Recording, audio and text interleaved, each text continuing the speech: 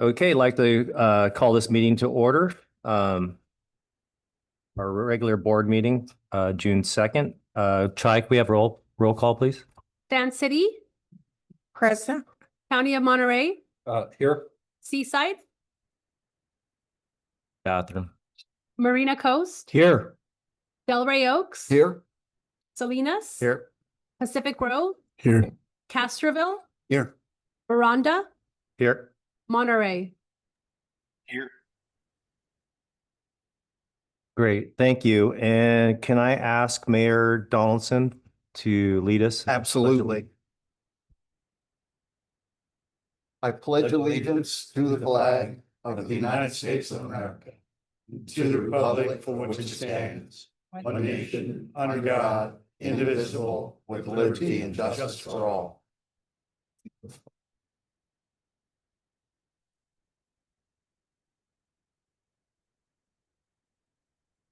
Okay, at this time, I'd like to see if there's any additions to the agenda.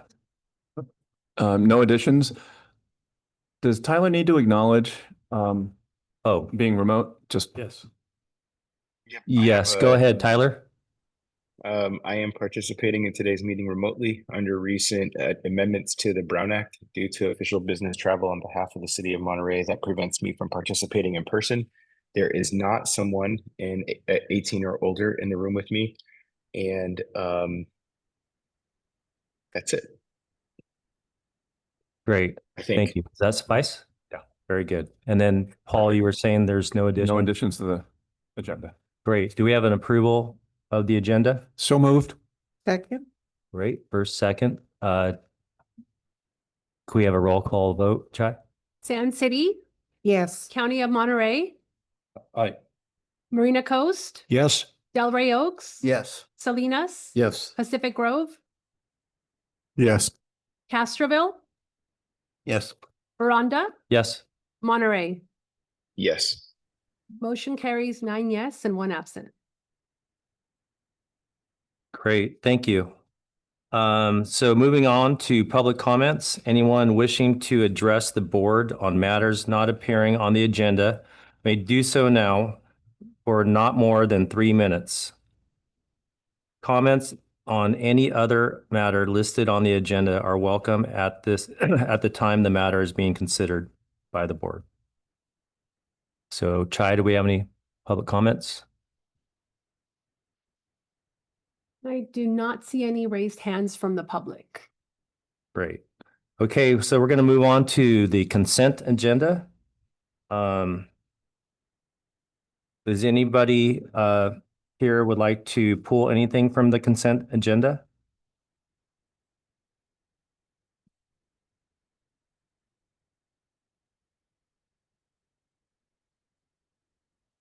Okay. So do we have to do a roll call on that? Move approval. I'll second that. We have to go to public first. There's any public comments? So is there any public comment on the consent agenda? I do not see any raised hands from the public. Great. Can we do a roll call now? Sand City, Yes. County of Monterey, Aye. Marina Coast, Yes. Delray Oaks, Yes. Salinas, Yes. Pacific Grove, Yes. Castroville, Yes. Veranda, Yes. Monterey. Yes. Motion carries 9 yes and 1 absent.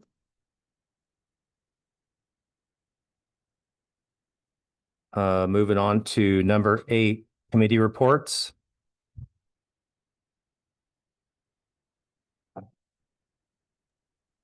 Receive water committee meeting, committee meetings from May 15th. I'll move receipt. Second. First and second. Public comment. Chai? I do not see any raised hands from the public. Okay, we're going Gonna close public comment. Sorry. Getting a little help here. Chai, can we have a roll call, please? Yes. Sand City, Yes. County of Monterey, Yes. Marina Coast, Yes. Delray Oaks. Yes. Salinas. Yes. Pacific Grove, Yes. Castroville, Yes. Veranda, Yes. Monterey. Yes. Motion carries 9 yes and 1 absent. Great. Moving on to action items. 9A, consider recommending awarding a professional service agreement for 3 years to Vasquez and Company LLP for financial audit services in the not to exceed amount of 168,918. I believe Lawrence will be giving us a presentation. Yes.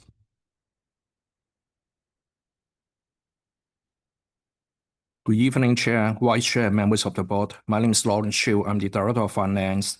Today, I'm presenting the professional service agreement with Vasquez and Company on the financial audit service. Next slide, please.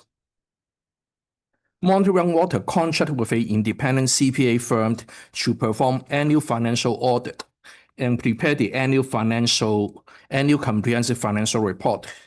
In anticipation of the expiration of the current audit service, which is end fiscal year 2024, staff issued a RFP in April 2025, and the RFP is due to the agency May 2025.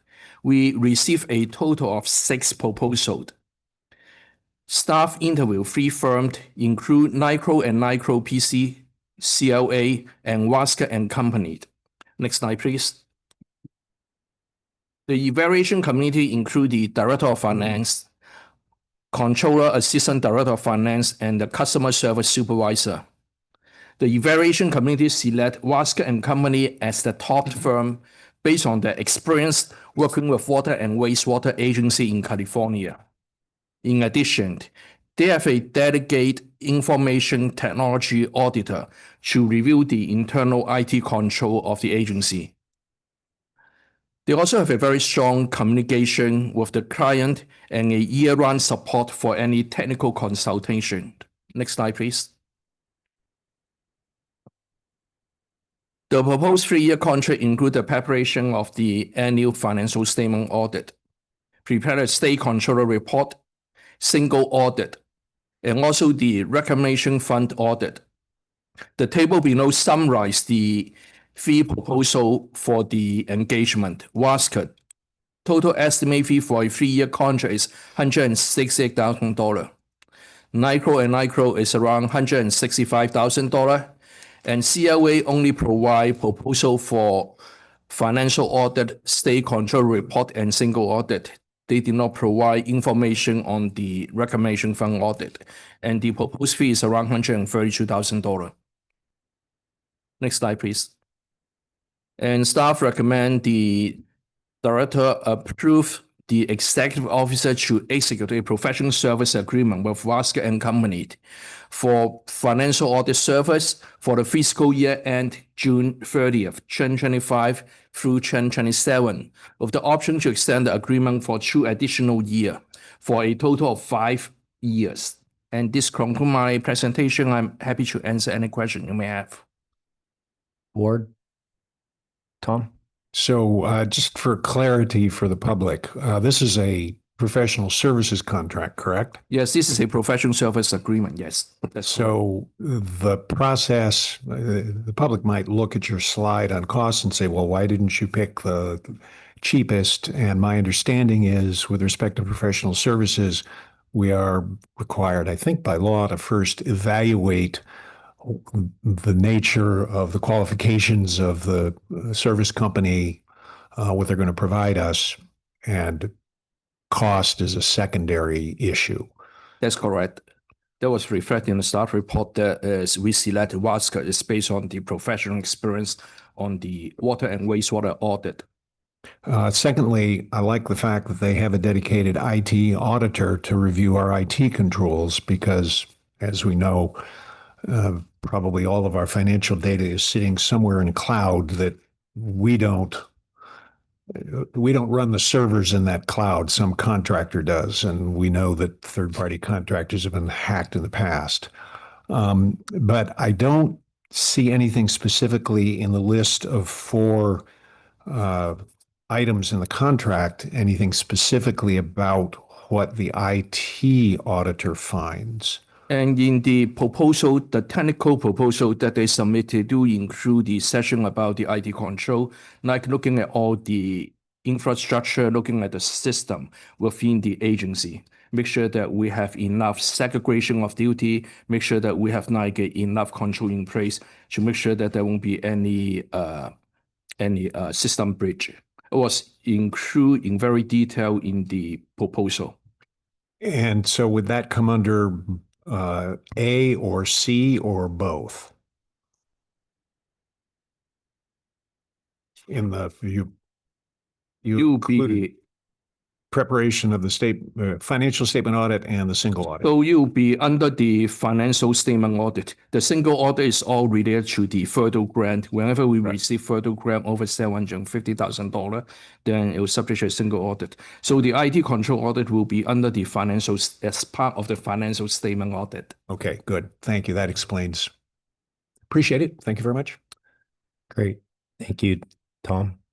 Director Donaldson. I would just also like to point out that they have experience with wastewater companies, and it looks like there's over 100 agencies that they represent. Are any of those local, Monterey County, or any of those agencies The local? one in the Bay Area is the Santa Clara Water District, which is a very big water district in the Bay Area.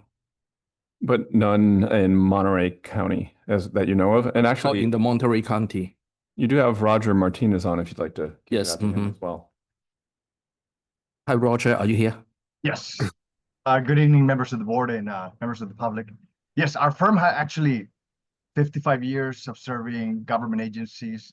And yes, our presence is predominantly Southern California. However, we do serve clients throughout the state, including, as Lawrence mentioned, Santa Clara Valley Water. We actually recently won the Monterey County Transportation. We serve the entire UC system, so the University of California, all 9 campuses throughout the state. I have a long history, our firm, of serving agencies, for example, like the deal with from the LA Department of Water and Power, largest municipal utility in the country, to the also entities that are dealing with the state water project. And as Pastor Lawrence mentioned, we do have a long history of serving utilities throughout the state. Okay, thank you for that. No other questions. Great. Thank you. I'll move the recommended action. Second. And there's one person online I see with their hand up, but I'll make the motion. Great. Thank you. Right now, we'd like to do some public comment. Chai? Yes, and we are going to hear from Ginny Babbitt. Go ahead, please.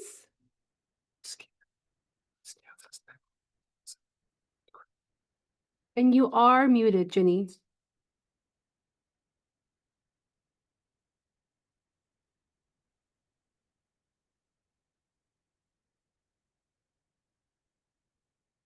Ginny, you are muted, but you do have the floor.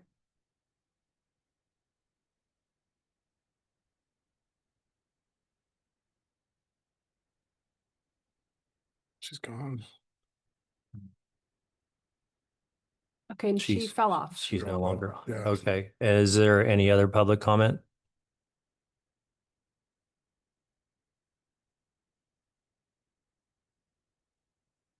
Offline. No? I don't see any other raised hands. from the Okay, public. great. So at this time, if she hasn't come back, we will close public comment, and we have a motion. And we have a second, so we'd like to do a roll call. Sand City, Yes. County of Monterey, Aye. Seaside, Aye. Marina Coast, Yes. Delray Oaks, Yes. Salinas, Yes. Pacific Grove, Yes. Castroville, Yes. Veranda, Yes. Monterey. Yes. Motion carries unanimously. Great. Thank you, Chai. Okay, moving on to 9B. Consider confirming and setting the sewer rates charges and rates effective July 1, 2025, as shown and approved in Appendix A to Ordinance number 2021-02, and consider the adoption of Resolution 2025-05, approving the fixed asset capitalization threshold, and consider adoption of resolution number 2025-06, approving the proposal of fiscal year 2025 to 2026 operating and capital budget for the agency. And with that, Good evening, Chair, Vice Chair, and members of the board. This is Lawrence again, your Director of Finance. Today, I'm presenting 3 items. Those are all related to the FY 25-26 budget. Next slide, please. The first item is the sewer charges and rates effective July 1st, 2025. The second item is the fixed asset capitalization threshold. And the last item is the adoption of FY 25-26 budget. Next slide, please. Okay, next slide. Now, first of all, we look at the first item is the sewer service charge and rate effective July 1st, 2025. In July 2021, the Board of Directors adopted Ordinance 2021-01, approving the monthly sewer service charge and rate effective August 21 and July 1st, 22, 23, 24, and 25. In November 2021, the board adopted Ordinance 2021-02 to amend the first ordinance to address the changes in the ADU. Ordinance 21-22 continues to include Appendix 8 with the approved rate and the effective rate mentioned above. So staff recommend that the board confirm and set the sewer service charges and rate effective July 1st, 2025, as shown in the Appendix A to the Ordinance 2021-02. Any question on these action items? Then we move on to the next slide. Slide number 6 is the fixed asset capitalization policy. The fixed asset capitalization threshold of $50,000 has been included in the fiscal year 2024 and 2025 budget documents, and also in the annual comprehensive financial report, but that was not adopted by resolution. And staff recommend that the board take formal action to adopt the resolution, update the fixed asset capitalization threshold, changing from $5,000 to $50,000, and the effective date is July 1st, 2025. Okay, next slide, please. The last action item is to adopt the FY 25-26 budget. Next slide, please. The table shows the FY 26 agency-wide proposed budget of $131 million. Wastewater fund account for the operation of regional treatment plants and administration with a total budget of $95 million. Renewable energy, $5 million. The free program under the WRA is $9 million, and the Pure Water Monterey budget is projected at $20 million. Next slide, please. The table on the left-hand side provides a summary of the wastewater revenue of $95.6 million. As you look at the pie chart at the bottom, over 60% of the revenue are from residential user fee and 14% from the commercial user fee. The table on the right-hand side summarizes the project expenditure of $95.6 million.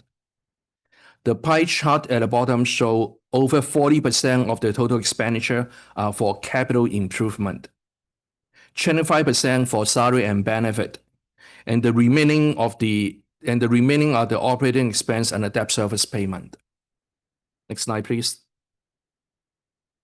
The FY 26 budget in the wastewater fund includes $2.3 million set aside for operating contingency and $2.2 million set aside for capital contingency, with a total of $4.5 million. Next slide, please. Now we look at the staff allocation by department.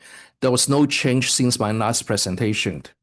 And this slide summarizes the total FTE for the administrative department. The proposed budget includes 48 administrative employees.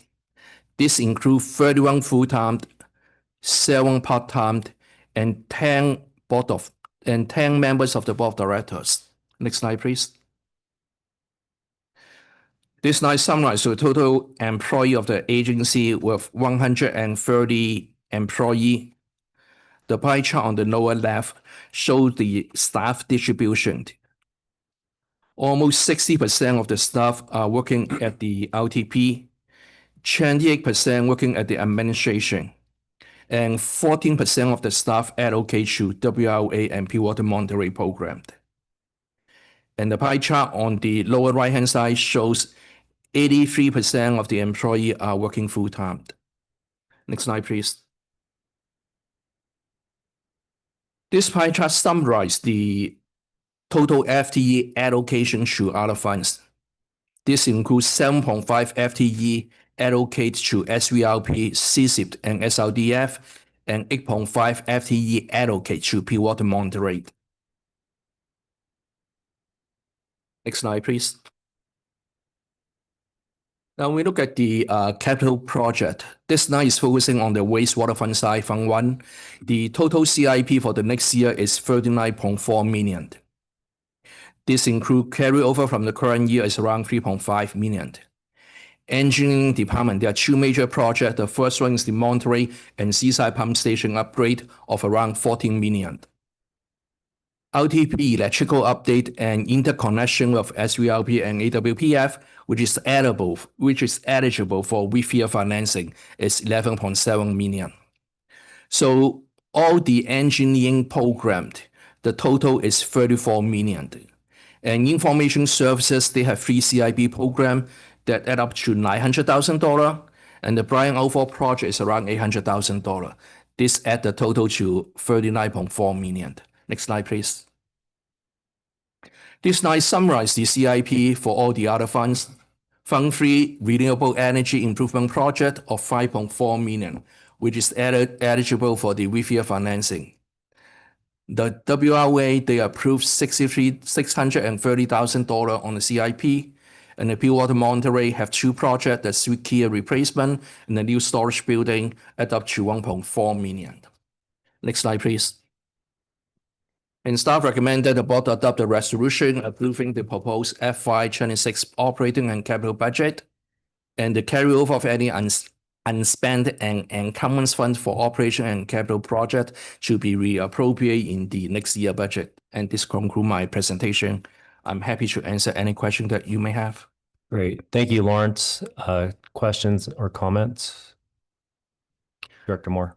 So back in 2021, we went through a so-called Prop 218 process, which is a opportunity for the public to weigh in on our rates and fees, and it gives us upper limits on our rates and fees. So can you just confirm this, I believe, is the fourth year of that or the 5th year of that, depending on how you're counting?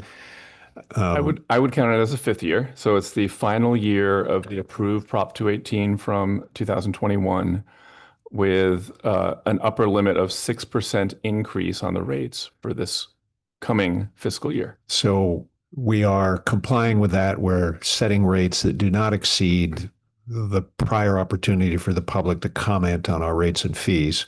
And then we're going to have to redo a Prop 218 process in the not too distant future to set rates and fees for the future, if that's correct. Correct on both. Yes. Okay. I wonder if you might articulate a little bit more just for the public. Fixed asset capitalization threshold is a bit of a term of art that members of the public might not understand. So if you could give a real brief explanation of what that means. For the fixed asset is like, for example, is the threshold for the agency is $50,000. So that means any asset the value over $50,000 or more, we are going to amortize that based on the type of the asset. Like for example, building, we amortize over 50 years. Like for some of the IT equipment, maybe 3 to 5 years. It all depends on the asset type that we amortize. And that helps us, that forces us to predict the lifetime of those assets, correct? Yes, and in addition, set aside fund for the future replacement. Based on the depreciation of that asset over time. Okay, which is my understanding. We didn't, in the distant past, we were not doing that. Is that correct? Or very well? We certainly did not fund depreciation in the distant past.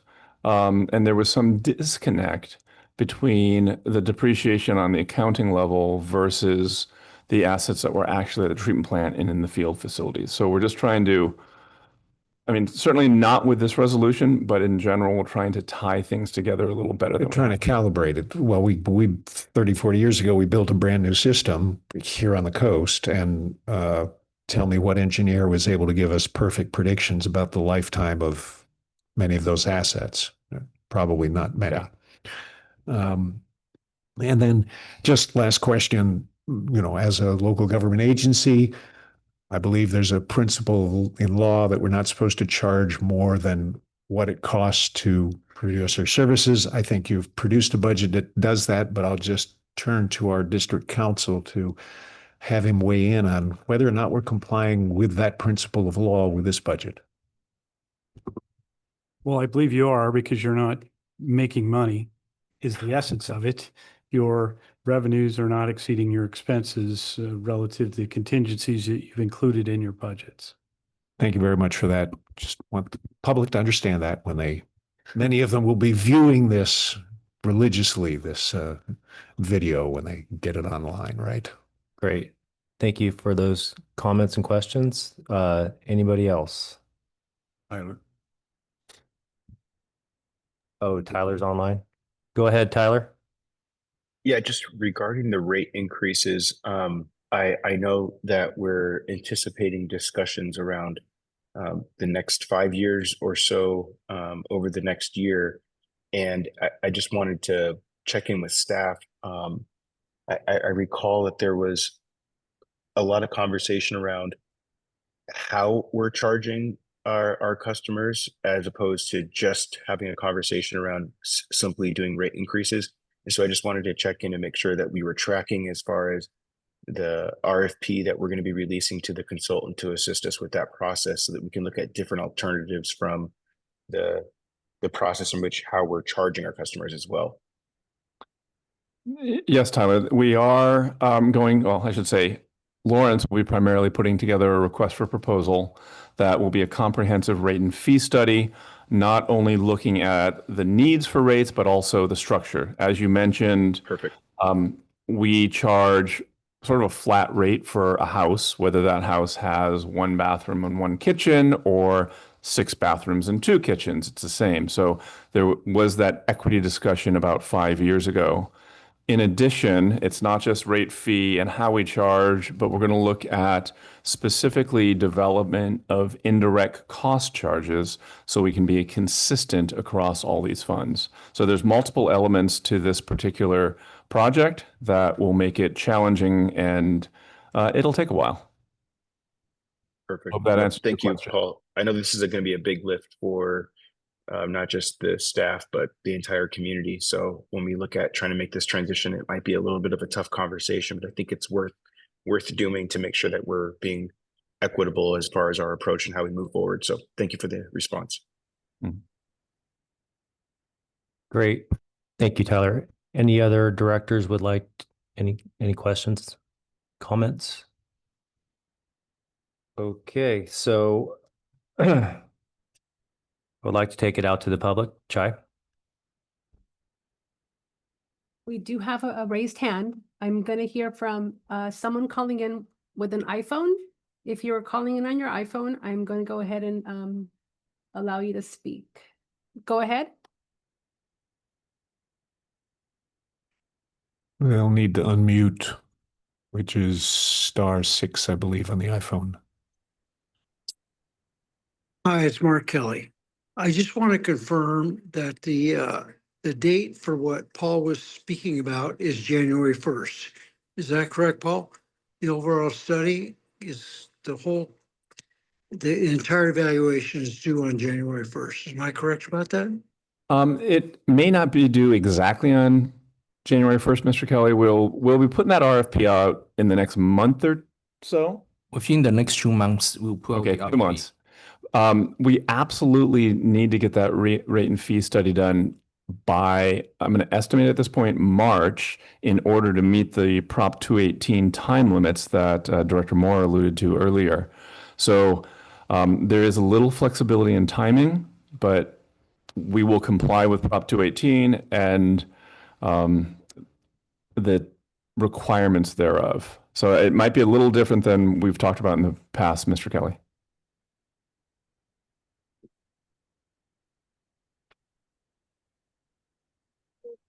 I think the expectation was January 1st.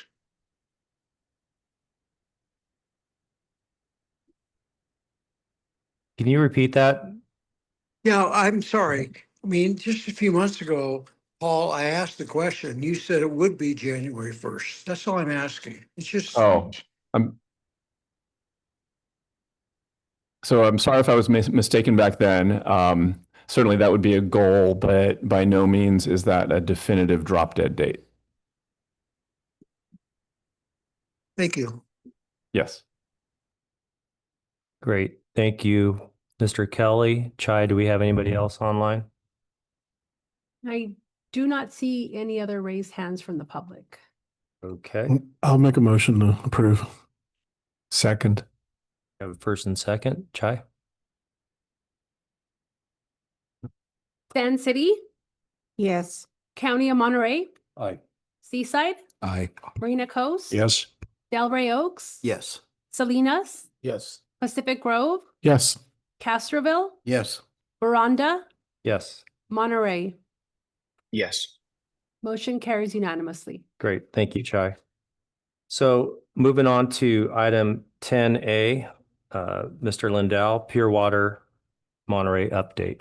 Good evening, Chair and board members. Dave Lindau, your Pure Water Monterey Program Manager.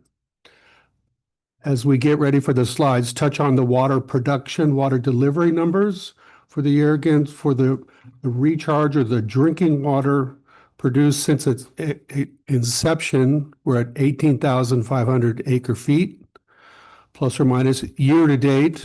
Again, the water year accounting for the water purchase agreement is July through June. So July through May, we're at roughly 3,330. And that's because May was a very strong month, close to 300 acre feet, which means in June at 170 acre feet plus or minus, the goal of 3,500 will be the 5th year in a row Pure Water Monterey has met its recharge obligations.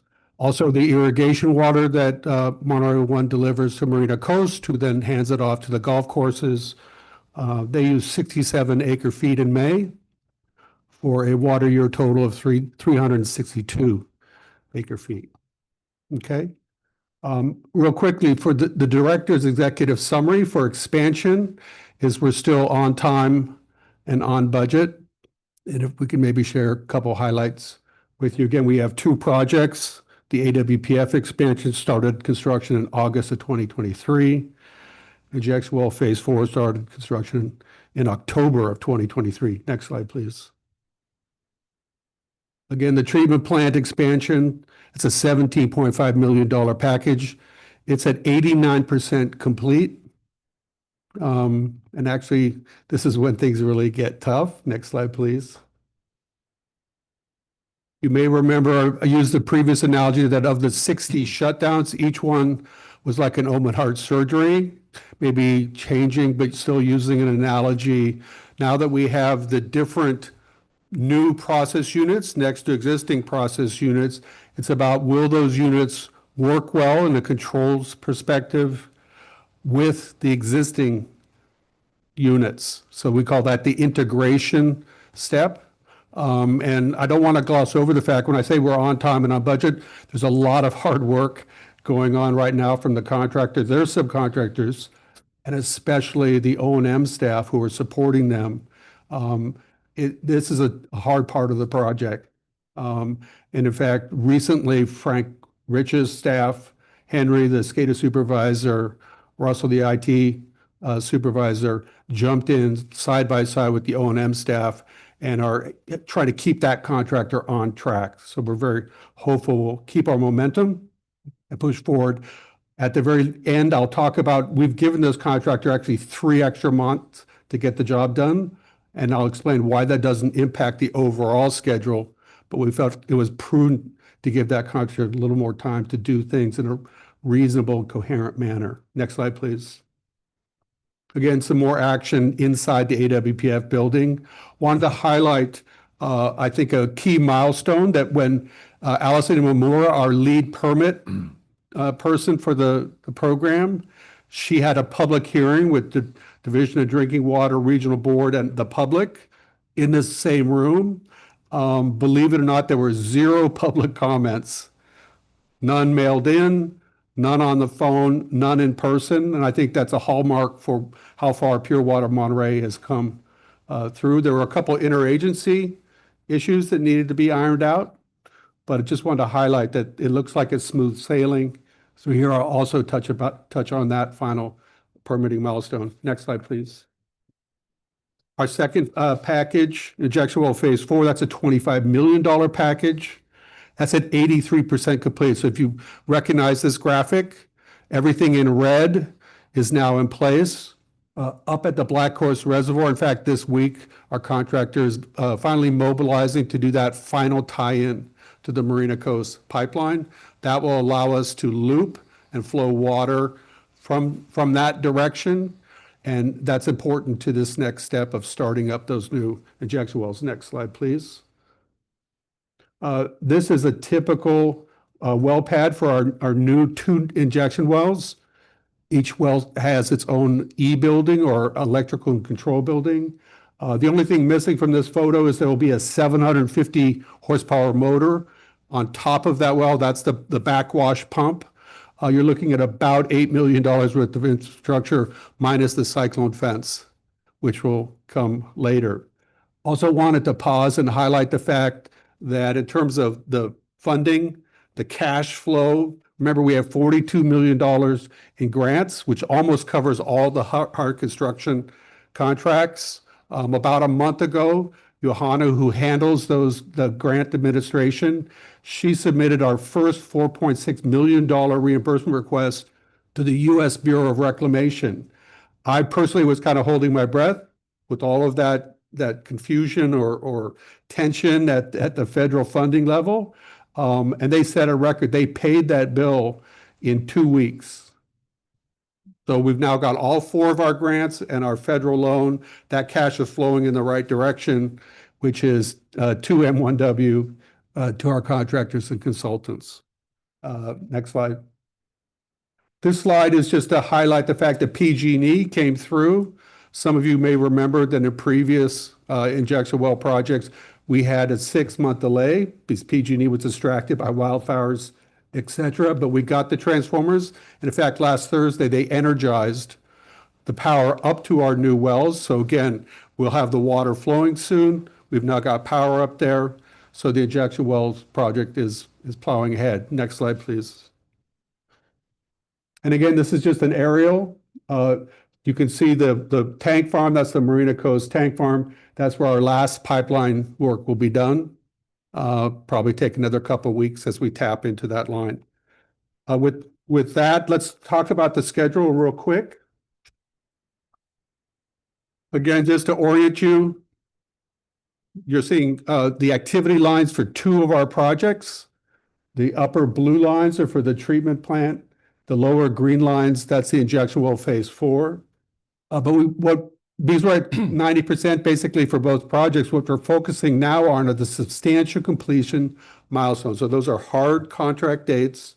And you can see for the treatment plant, we've now given the contract until July 24th to reach substantial completion.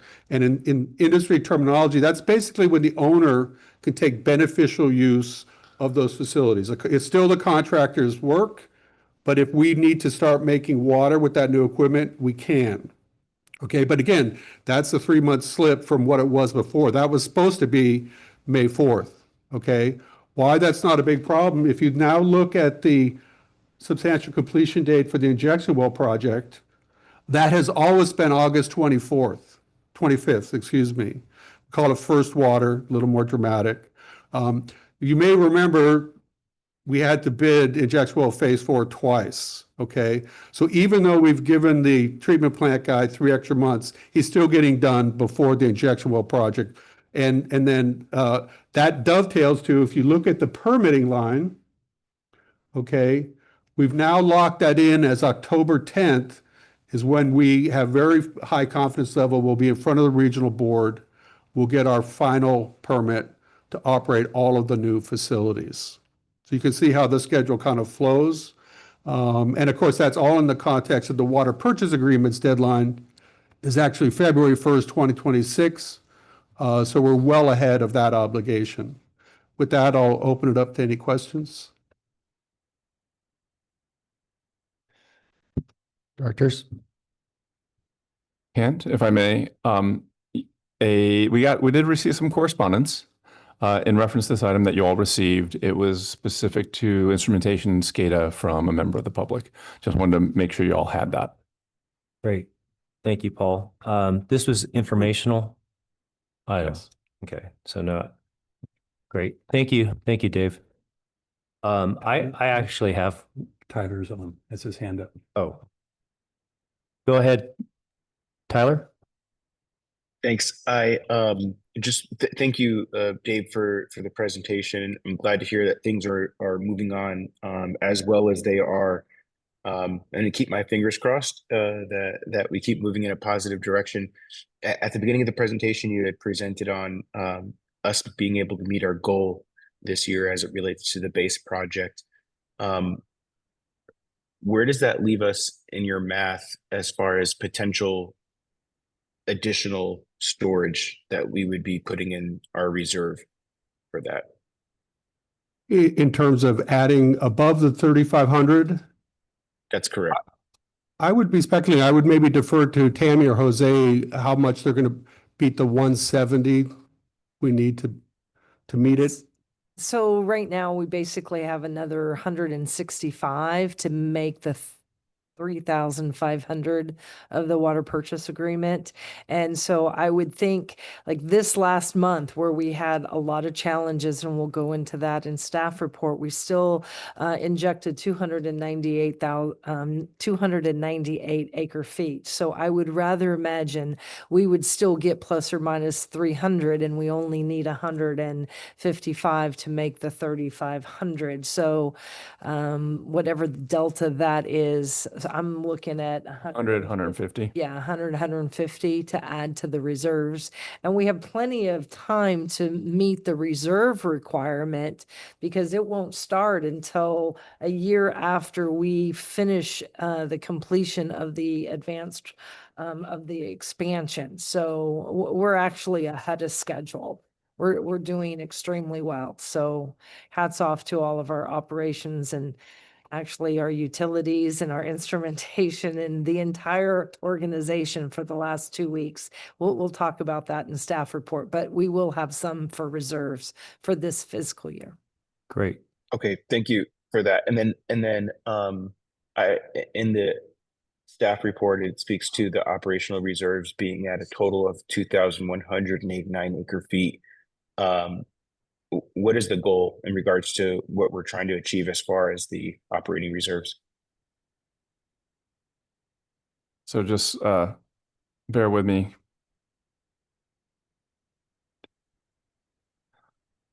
So in the amended and restated water purchase agreement with Cal-Am for the base project as well as expansion, it's right a little under 2,900 acre feet in reserves. So that's the ultimate goal. But as Tammy mentioned, the water purchase agreement does allow a certain amount of time once expansion comes online to meet that number. So, we'll still clock away and build it up, but we have a few years to get to that 2875 actually. Does that make sense? Okay, and then, yes, sir. And then last question, how many years do we have to meet that goal once the expansion is online? I would love to look at the water purchase agreement and get back to you unless someone happens to know, but I think it's like 3 or 4 years. So Okay. at I plus don't or see minus that being a 200, problem though, if we've achieved almost 2,200 in, not even a 5-year period, and then we have the expansion coming online. I don't see that being much of a challenge unless there's a significant change in the weather patterns, and we're seeing a long drawn out drought here. Yeah. So first of all, please knock on wood when you say that. Secondly, at 200 acre feet per year, we should be there fine. Okay, beautiful. All right. Well, thank you. That's it for me. Great. Thank you, Tyler. Is there any other directors with questions?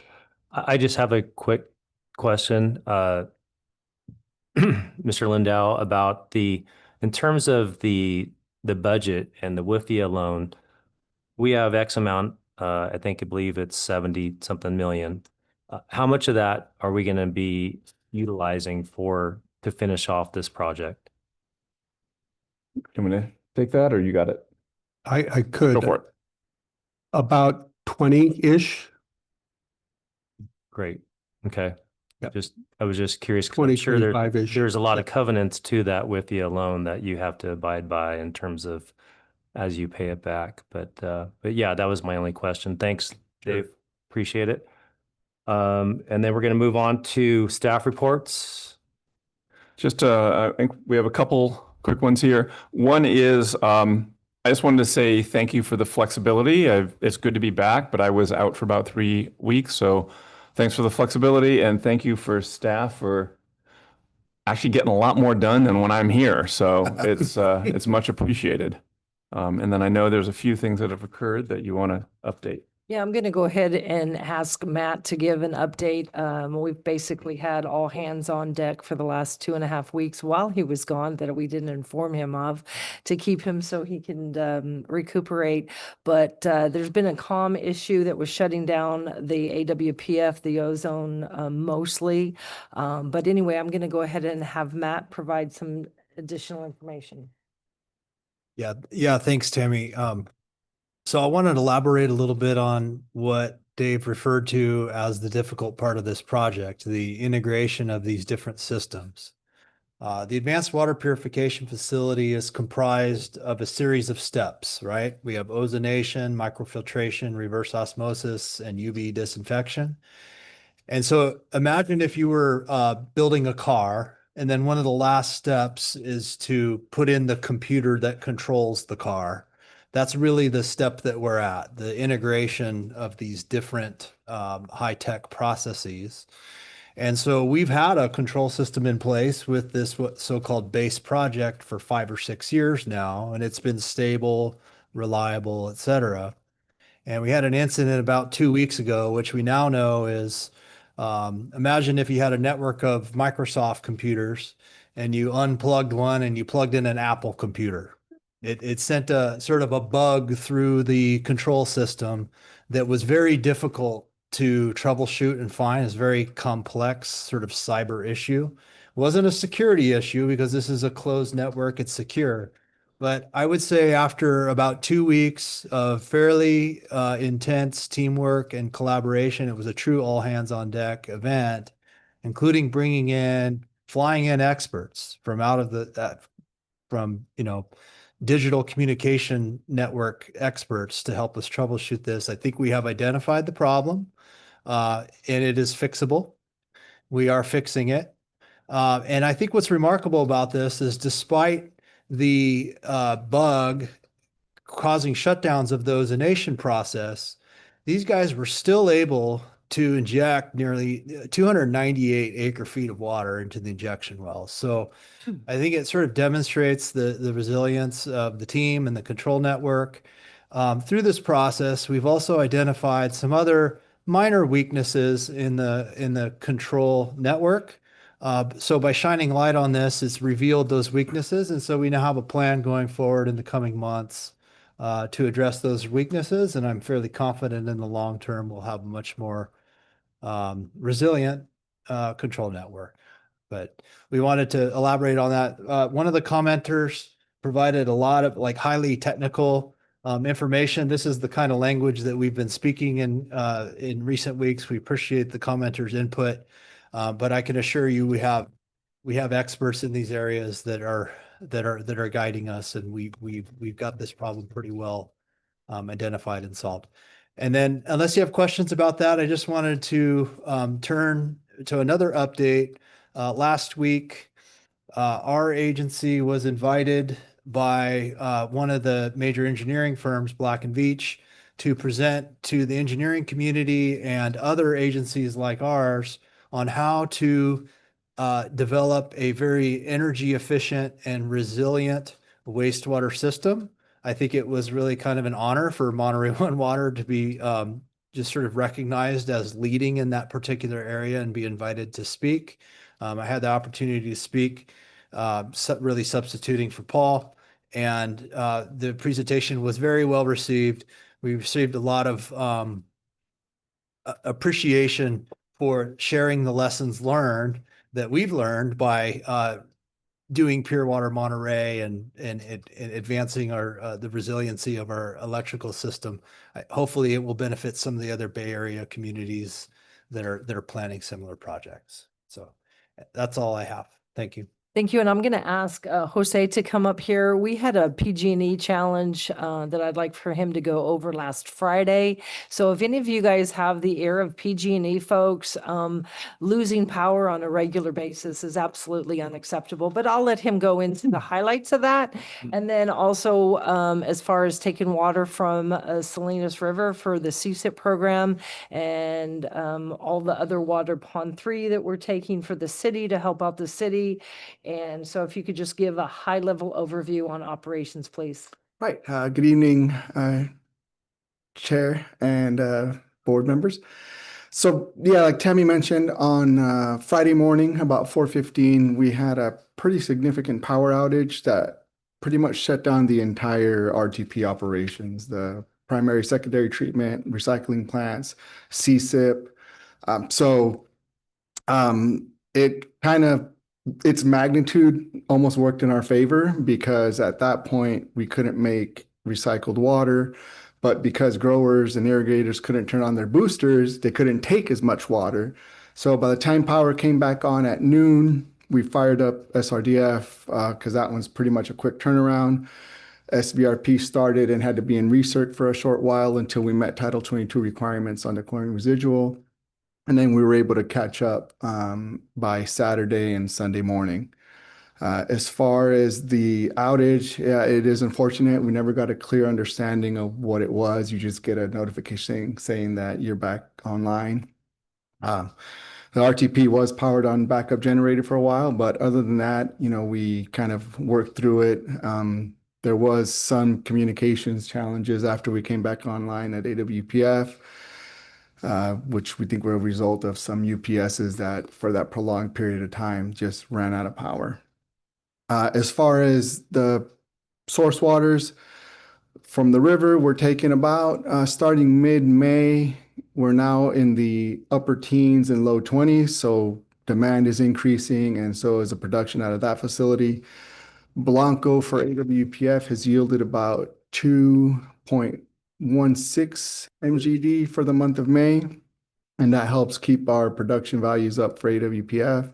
And we're also working with the city of Salinas on the agreement, the 6-month agreement on diverting water from the industrial facilities, which we averaged 1.5 MGD for the month of May as well.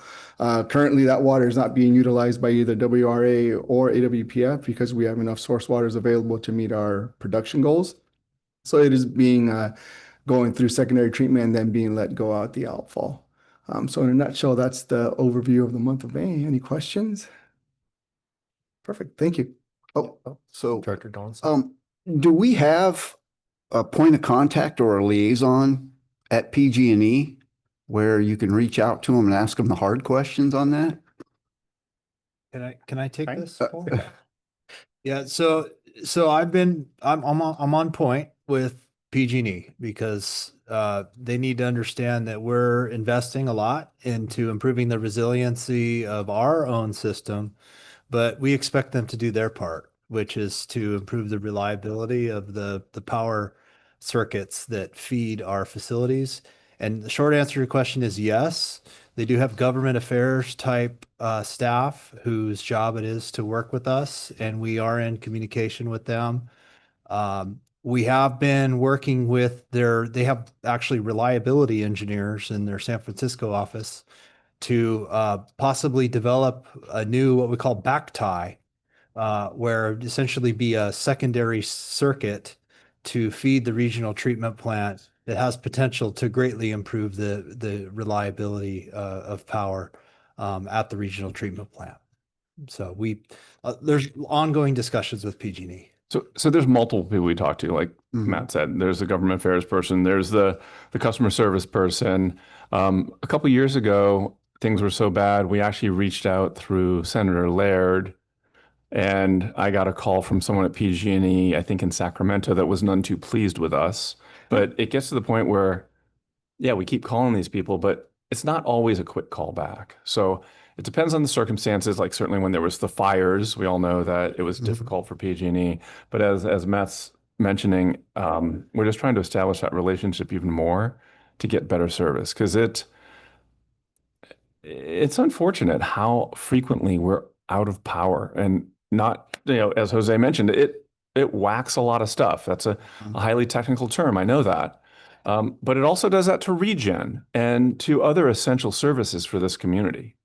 So when Matt says the back tie, that's pretty much what anytime you have water, you have a full loop. So if something happens on one side, you get water from the other, which is why it's so beneficial to have the AWPF injection well facilities finally do a tie-in for both directions. You do the same with electricity. So the fact that we're at the end of their run and we get bumped off on a regular basis, even if it's for 2 or 3 minutes, it's still screws up everything and we have to reset everything. So it has been a challenge for as long as I've been there, and however we can improve it would make my life a lot easier and everybody else's at the plant. So it sounds like it's a systemic issue then. It's not incident related that's hitting it. Yeah, would you like me to elaborate on that? Sure. So imagine 40 years ago when they built the regional treatment plant. It was modest power demand in the middle of agricultural area.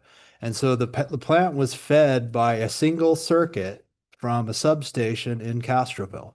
So PG&E has a unique electrical grid in this area of California. They call it a hub and spoke system, where they have substations that send power out in a spoke-like manner.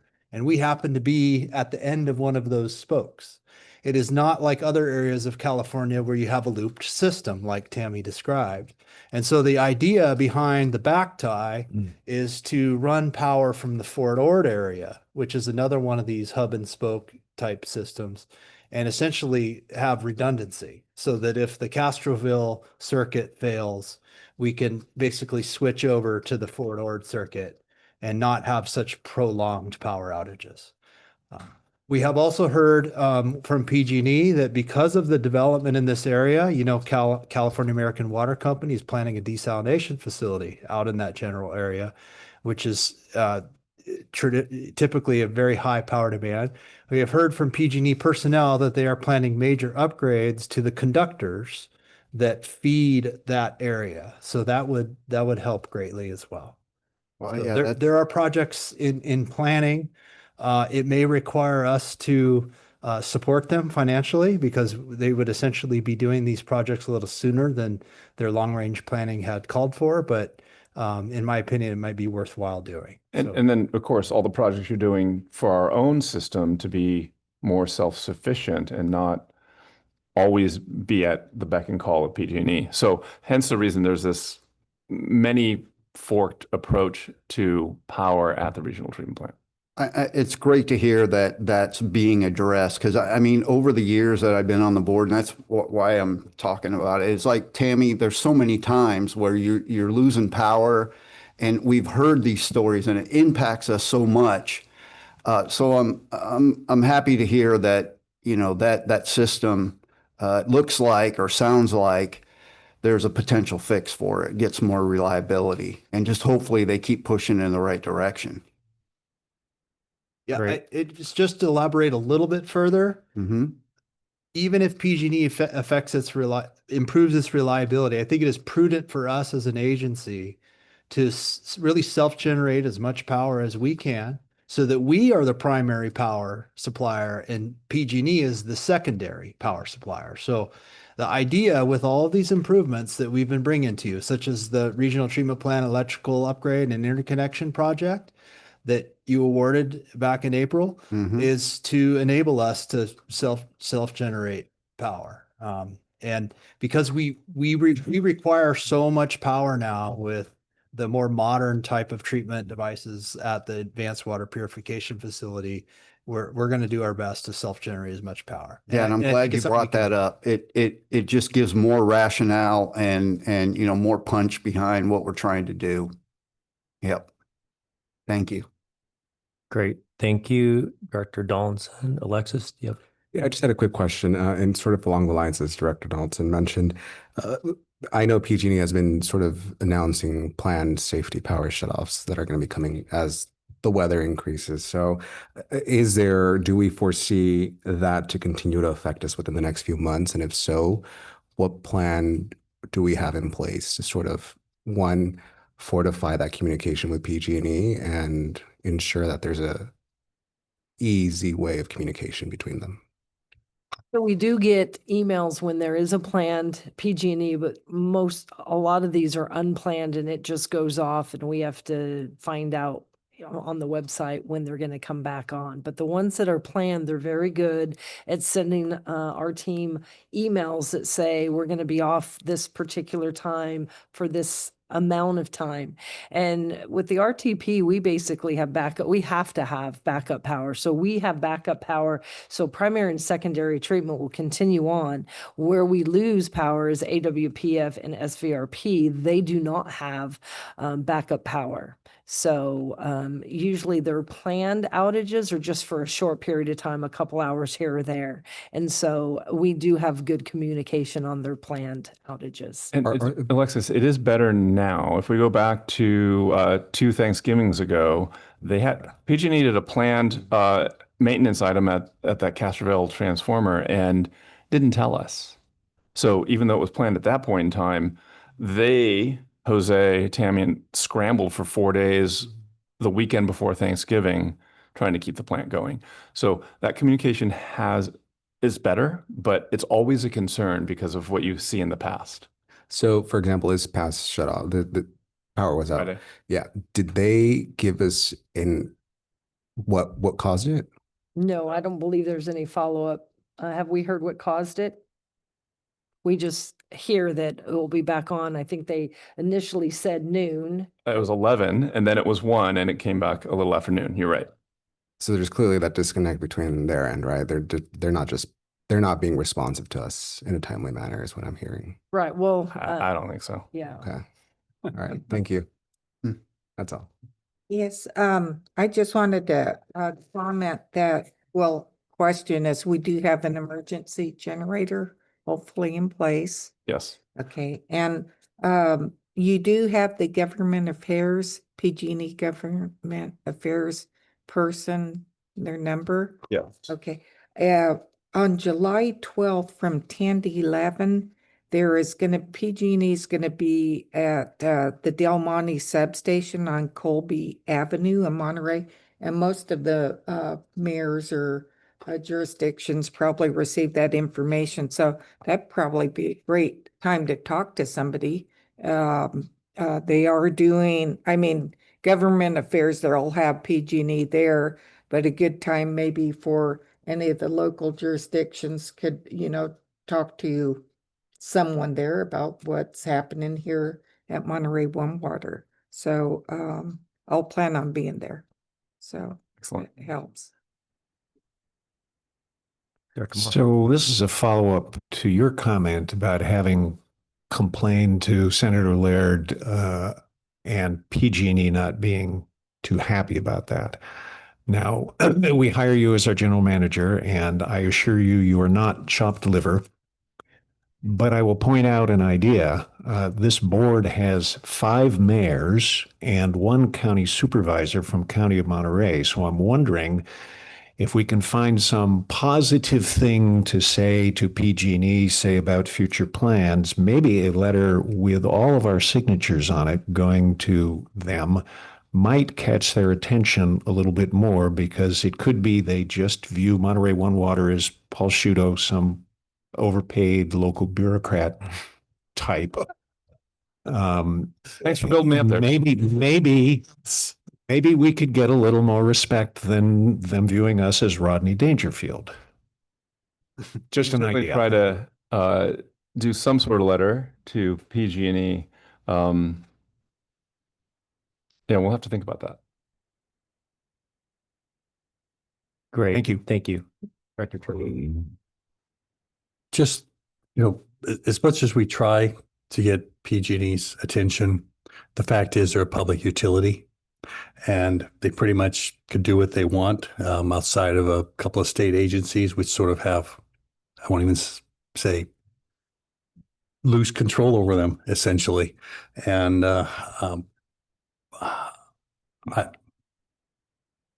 your suggestions, any suggestions worthwhile to try to really to go forth onto that. But I would, if you really get frustrated, I would just suggest we write to CPUC.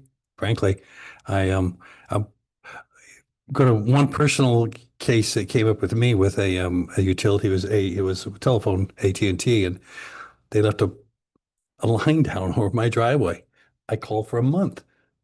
I couldn't get anybody coming out. I reached out to Public Utilities Commission. And the next week, I was getting calls from the office of the vice president, and they continued to call for like a week afterwards. So if nothing else really succeeds, I would just suggest go for, if you really are having some problems, just register a complaint, and they will not come back and probably express anger to an overpaid bureaucrat. or whoever it may be. Great. Thank you, Director Church. Okay, I think that wraps it up. Oh, yeah, one more. Just one quick question. A good segue to CPUC. You may have seen CPUC has a proposed decision on the phase 2 proceeding that is in relation to the Cal-Am D-cell plant. That phase 2 proceeding, if you remember, was split, I don't know how many years ago now, 2.5 years ago, to go and approve the water purchase agreement with us and allow us to move forward with expansion. The second phase was specific to the demands of the community in the long run. That proposed decision came out about a week ago? May 9th. May 9th, thank you. And at this point, we have submitted some comments on the proposed decision and response comments to others. So that's still in the works, but at least it is moving forward. Most recently, if you recall, I think it was that phase was supposed to be done December 31st last year. It was extended till June of this year. I don't know if that was today or Friday, they extended it to October of this year. So it's moving, but that deadline has been extended slightly. You'll be attending an ex-party right now. Yes, and then I have the good fortune of attending an all-party meeting on Thursday in reference to the CPUC in these proceedings. Great. Thank you. Any other board comments, questions? All righty, moving on to board member. Any last board member comments? Go ahead, Tom. Yeah, just want to give out some kudos to both Matt here at Monterey Water and Garrett, our district engineer at Marina Coast Water District. Some of you may recall there were some issues with easements having to do with the tank site. And both of those engineers have had a lot of back and forth working hard together. My understanding is they've now been signed. Is that correct? So that the barriers and so forth to proceeding with the last bit of connections in this project have now been removed. There's a couple other minor steps that will be happening in the future, but nothing, as I understand it, that will interfere with the Pure Water Monterey expansion. So thank you, Matt, for getting together and singing Kumbaya with Garrett and getting that taken care of. Great. Thank you, Director Moore. Anybody else? If I could Okay. jump in here, I just want to give you some kudos for chairing the meeting today in my absence. And I hope that the board does not take this rapid meeting as a testament to my long-windedness sometimes. But no, I really just wanted to give you some appreciation. You did a great job, Ken. So thank you for that. Great. I hope it's a precedent we're setting. Enjoy your trip, Tyler. So I just want to say thank you to staff for your presentations. And Jose, that was really good for the public to hear all of the issues that we've been having recently, all the fires that you had to put out and PG&E issues. I think that's really important to hear the public understand all of these, the complexities of the agency. And Lawrence, I'm sure Lawrence, you probably happy now that your budget is now been approved. So thank you for all of your hard work. And that's it. Meeting adjourned. Thank you. Thank you. Well done, Ken. Thank you, Ken. Smoothest budget approval.